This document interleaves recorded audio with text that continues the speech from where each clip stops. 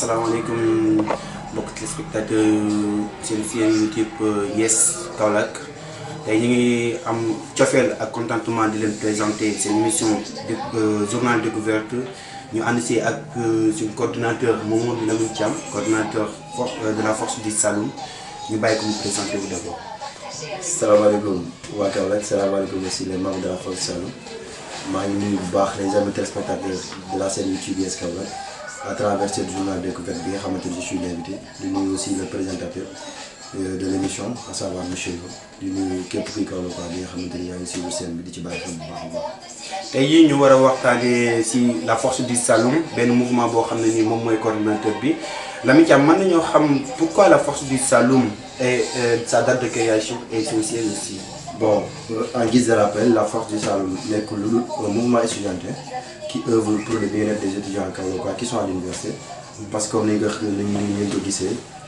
à l'université, les Kaolackois occupent une place très importante, même c'est-à-dire les 32% du pourcentage universitaire. Il est occupé par les Kaolackois, c'est-à-dire que nous avons d'or et nous avons masse. C'est-à-dire que nous avons une première année de l'université. Nous avons un manque de soutenance. Moment des vacances ici en Kaolack ñu toog entre des amis ñu ne pourquoi pas changer cette date. Pour changer date bi nag il faut que ñu organiser dans une structure moo tax ñu créer la force du Saloum pour demander au niveau des élections de l'amicale de la commune de Kaolack. À savoir la SEC. moom loolu foofu la force Saloum di doon. Et quels sont vos objectifs aussi? Bon, nos objectifs sont tellement nombreux parce que la force du Saloum rek da nga ne étudiant mais la force Saloum da nga ne jàng la force Saloum da nga ne Kaolackois parce que mënoo ne yaay dooleel Saloum te doo wàcc sur la base ici à Kaolack. Objectif yi ñu am à l'université et à Kaolack sont nombreux. À l'université bu étudiant bu nekk fexe ba situation universitaire situation étudiantine des étudiants Saloum qui sont à Dakar dans différentes universités mu am changement maanaam université dafa bëri ay paramètres yoo xamante ni étudiant bi daf ko war a uti à savoir les logements à savoir la restauration et tant d'autres situations yi nga xamante ni étudiants Kaolackois ñu koy dund parce que soo demee université ce sont seulement les étudiants Kaolackois ñoo nekk ci difficulté ñooy fanaan ci couloir yi ñooy dem des rangs di am ay problème logement problème lekk yooyu noonu yëpp ak tamit taxaw étudiants yi ci wàllum jàng parce que université jàng moo ñu fa yóbbu li ñuy def nii yëpp ce sont juste des problèmes sociaux yi ñu war a xëy jàng moo ñu fa yóbbu mais aussi revenir à la base kii à Kaolack xool yan gis-gis dañ mën a def Kaolack pour suñu rakk yi nga xamante ni ñooy dem moo xam ne nekk jàngum nasaraan ak jàngum alxuraan rek bu mu ci doon ñu mën a am benn aperçu ci doxalinu réew mi pour mën a gën a bëgg ëllëg nekk des leaders et servir le pays incha allah. bu ñu nee mouvement la force du Saloum ça veut dire que Saloum yëpp lay laal te ndem yemul si Saloum est-ce que mën nañoo xam ndax mouvement bi si université bi kese la yem am déet. non sooy xool sama biir kàddu léegi nee naa la boole naa sax jàngum coranique bi maanaam ñun lu ñu tax a jóg mooy képp kuy Saloum jàng yitteel la nga bëgg a tekki si jàng ba nga gis la bonne voie ñu teg la ci yoon maanaam fépp foo xamante ni jàngkatam fa moo xam ni jàngkat bu mu mënti doon moo xam ngay Kaolackois ngay Saloum ñu am benn taxaw bu ñu def ci yow parce que suñu nee Saloum bi yëpp c'est-à-dire que ñëw nañ pare nañ pour dimbale suñuy parents dimbale suñu bopp dimbale suñuy rakk suñuy parents dañ leen dimbale mooy xool suñu rakk yi nga xam ne ñu ngi jàng te waa ji bu nekk da nga bëgg sa doom tekki si jàng avancé si ñu soutenir seeni doom avec des projets avec des bilans yi nga xam ne dañ koy def ba waajur bu nekk sa doom bëgg jàng gën a am ay jàng parce que gis nañ tey jii la jeunesse kaolackoise su dee 100% lañ les 10% chaque année dañuy bàyyi jàng wala ce sont les 10% yi nga xamante ni ñoo siy jàng kon donc Kaolack un taux d'analphabétisation bi nga xamante ni tey jii yaakaar nañ avec la force du Saloum dinañ mën a am changement moo xam ne dañuy yóbbu jàngi ak école moo xam ne dañu dem jàngi alxuraan parce que jàng boobu métti di jàng naa excellent mais mën nañoo xam aussi xam ba ngeen ko créé ba léegi parce que mën naa ne am na diir ba ngeen ko créé bi am na loo leen réalisé si diggante benn diir. waaw am na duñ jot a def parce que bu ñu créé yàggul ma yaakaar naa matagul 1 an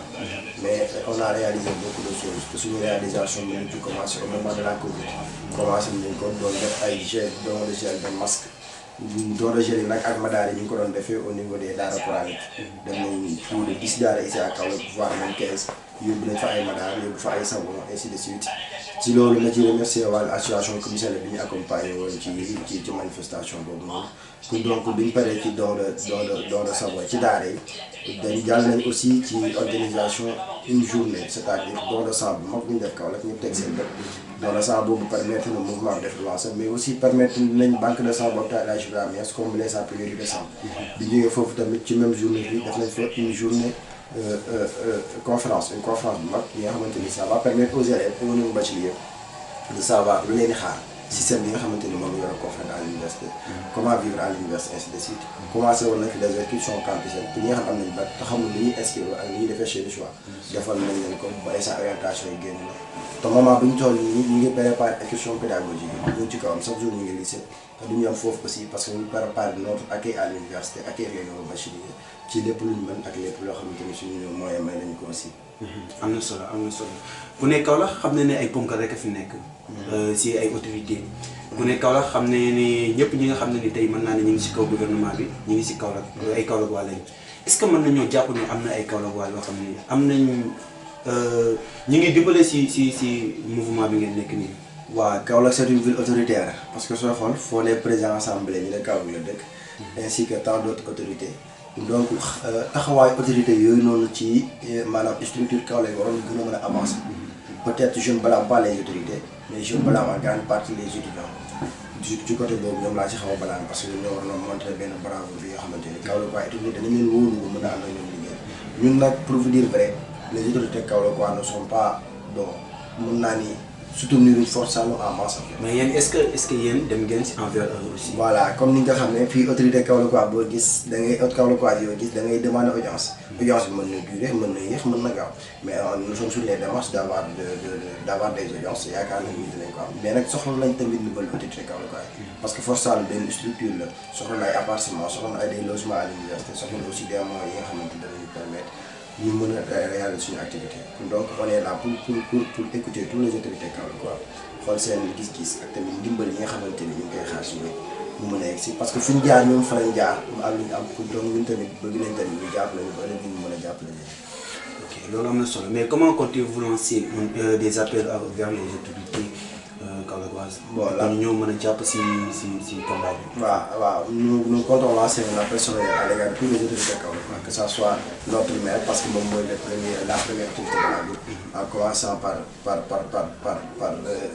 ses alliés. ñoom Ndiaye Rahma ainsi de suite Konaté Kaolack ca kanam duñ ñu ne dañuy jug. ñu ñoo bàyyi kenn képp autorité boo xam te dégg nga force du Saloum nga am envie ambition soutenir leen. nga am envie ambition accompagner leen la force Saloum ouvre ses portes à toutes les autorités qui pensent au bien-être des autorités des Saloum mais surtout sur le bien-être des étudiants yi nga xamante ni ñu ngi dans le besoin social d'aide sociale. c'est ce lan lañ xam ne nii yéen a ngi koy waaj ay projet d'avenir yoo xam ne nii force du Saloum mi ngi koy mébét ci jëmi jamono. waaw suñuy projet bari na parce que comme ni ñu ko waxee rek mouvement boo gis y a des projets qui sont bon les projets de long terme et de court terme les projets qui sont de long terme mooy dem ba force Saloum di taxaw Kaolack waay yëpp moo xam mu nekk étudiant commerçant lu mu mënti doon dem ba force Saloum am ambition tey taxaw Kaolack waay ci lu mën a doon mais lépp loo mënti gis fi nga yëngatu nga koy commencer on a notre base à l'université actuellement nos projets à court terme mooy étudiant bu nekk ñu dem ba nga xamante da nga am benn accompagnement da nga am benn tuteur da nga am fexe ba sa condition sociale ak pédagogique yëpp ñu mën ko matal donte yomb kenn mu satisfaire kenn mais bëgg nañ tamit projet boo xamante ni on aura des appartements des logements ainsi de suite étudiant Kaolack quoi fu mu taxaw ñu déglu ko étudiant Kaolack quoi dootul amati envie daw di solliciter kenn wala weer dee muy ñaan du genre mais dañu bëgg à ce moment étudiant bi nekk quelqu'un qui forge pour son avenir et pour l'avenir de ses élèves. c'est ça ñu fàttali leen que ñi ngi toog ak Mamadou Lamine Thiam coordinateur de la force du Saloum Mamadou Lamine Thiam mën nañoo wax ni instant bii li nga wax am na solo lool est-ce que mën nañoo am ce mot de la fin. waaw c'est simple en fait le mot de la fin ça va être benn mot boo xamante ni c'est juste pour lancer des appels à l'égard des étudiants Kaolack mais aussi à l'égard de nos parents parce que dañoo nekk situation boo xam ne nous sommes dans une situation de Covid